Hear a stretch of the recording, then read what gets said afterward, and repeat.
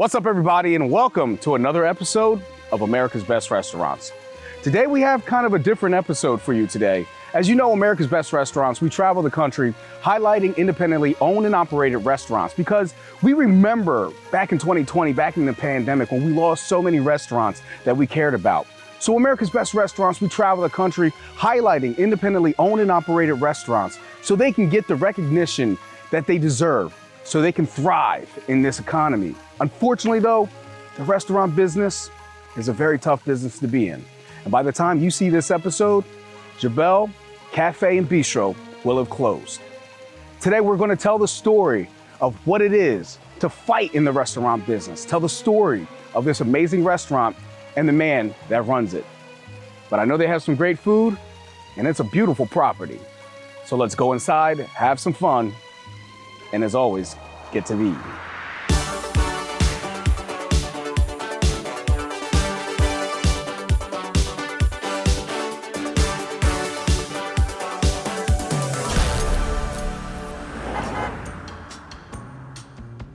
Okay, so right now I have Megan with me. What you got for me, Megan? So we have glazed and fried Brussels sprouts. Oh, well, I mean, listen, if you're gonna glaze and fry them, I think I'll eat my veggies, so I'm really excited. Okay, great. All right, well, let's get started. Okay, we take our Brussels sprouts and you cut the bottoms off and you slice them in half and you just throw them in the deep fryer. Okay. Now, from what I understand, these are very popular here. Oh, yeah. Okay, oh, I'm so excited to try these bad boys. Look, see, they're still green. They're still healthy. Give it some sprinkle, give it the salt bag, There we go, oh, it looks so good. Give it a flip, give it a flip, give it a flip, give it a flip, give it a flip. Look, she's a pro. There we go. And there we go. We got those delicious looking Brussels sprouts. Fried garlic right on top. Fried garlic, I love garlic, baby. Oh, yes. And this is done? Go. Yep, that's good. Okay, well, I'm hoping somebody can hand me a fork real quick because I sure enough forgot one. I'm just gonna eat it with my hands. Never mind the fork. I'm just gonna go ahead and eat this with my hands because I wanna make sure I get some of that fried garlic in here. Oh my goodness. That's like Halloween candy almost. Yeah. That is absolute fire. And you can put as much glaze as you want.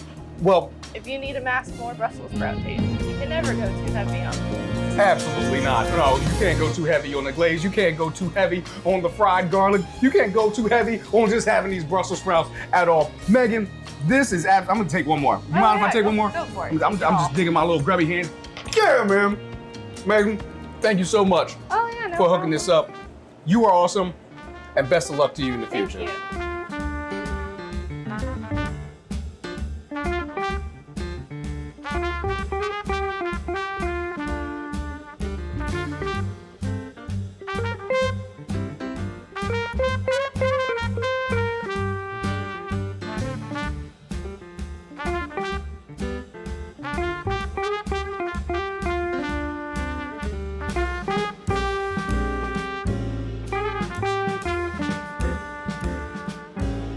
Okay, so I am sitting here with one of the owners of Jobell's. I am so glad to be here with David. David, man, it's first off, been a pleasure meeting you. Pleasure's all mine. Total pleasure meeting you. By the way, we're fellow Northeasterners, kicking it up, New York, Jersey, coming together, baby. Toast to that, brother. Toast to that, baby. And we also both moved down south as we're here in Texas right now. Ladies got us moving. Yeah. We're gonna cover a lot of things in this discussion. This is a different kind of an episode, typically, because America's Best Restaurants, one of the things that we do is we like to highlight independently owned and operated restaurants because we want them to be able to get the recognition they deserve in order to promote the business, in order to continue going strong, to succeed. Yeah. Unfortunately though, Jobell's already has a closing date in the near future. Actually, as a matter of fact, by the time this is aired, more than likely, you guys will already have closed your doors. So one of the things I would like to do is kind of recap, the history of Jobell's. No, I just want to say, Theo, thank you to you and John for visiting with us and giving us the opportunity to do this. It means a lot. Yeah. My wife and I put our hearts in this. And like you said, it's been a mix of joy and passion and creativity, and also trials and difficulty. And this industry is unforgiving in many ways. Yeah. And especially when you're a mom and pop, you're not a corporate chain, and you're trying to do it right. Yeah. And hopefully our food that you guys have tasted today, and we're about to taste some as well, will reflect that.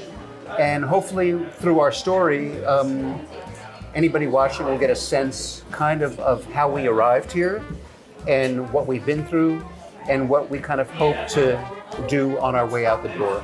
Anything you'd like to know? I'm going to take a bite of food because I'm really hungry. So He's just ready I to hope get you don't started, mind. right? Yeah. Well, you know what? I might as well too. Then I ain't gonna let him be the only person gonna eat. So right now you're eating. What's that? The duck? This is our seared duck. It's smoked. It's a beautiful duck breast. It's a red wine reduction, a demi. Cinnamon and orange juice and a little broccolini, baby broccoli, a little fennel shaved on the top. Nice. Some new potatoes. It's a wonderful dish. It looks phenomenal. What am I eating right here? Because this is amazing as well.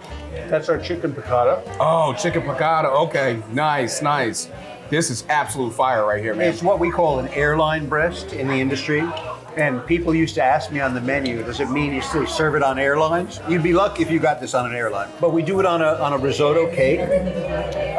It's got a classic piccata sauce a la Jobell. It's a cream and mushroom and white wine, capers, with this beautiful risotto cake that has a little bit of crispiness to it. Absolutely, yeah. And gives you that flavor. So this is one of our most popular dishes. I can see why. So first off, this risotto is cooked perfectly. It's not mushy like a lot of people's risotto are, but it's not too firm either. Absolutely. So the cook on that is perfect. The flavors coming off of this are absolutely on point. It's not too salty. That's a home run dish right there. I would eat this. Thank you. This is one of those things I'd eat every time I came here. Thank you. All great choices. You can't go wrong. One thing I want to ask you, tell me what the dream was when you first got started. As I said, we're first-time restaurateurs. I'm a New York City kid, and my wife's from Dallas. And I met her in New York, and long story short, we ended up going out. And then she has a master's in theater, and she was going off to LA to be an actress. And then we had a little rendezvous in Austin and found out she was pregnant with Josh, who's now 18. And then in 2010, my daughter, Isabella, was born. And Josh and Belle, my kids, is where we get the name Jobell from. Nice. So we had this dream of opening a small place. And I have to give a shout out to Jose Andrade. He's a chef in New York. He came down and lived with us for 6 months, and he and my wife turned my house into a test kitchen. And they just made dish after I ate so well that summer. Oh my God. That sounds like a good time. It was off the hook. I put on some pounds. So while I was working here renovating, they were designing the menus.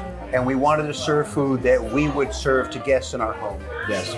There's a whole lot here to be proud of. Yeah, thank you. 1 second. Because what I want to do is I want to hop on Facebook and I want to read some of the comments that were left on your Facebook page after you guys announced that you'd be closing. I'm going to start crying. We love you, David and family, and we love Jobell Cafe and Bistro. Our family loved Jobell Cafe and Bistro and celebrated many occasions there. Good luck, and we hope to see you before you sell. Hugs and love, Tony and Leanne. What a treat for people in need of food to have a bit of respite from the hot dogs.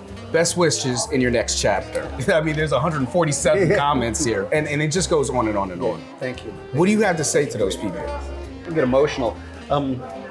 We've bonded with so many wonderful souls who visited us, who we fed and shared stories with.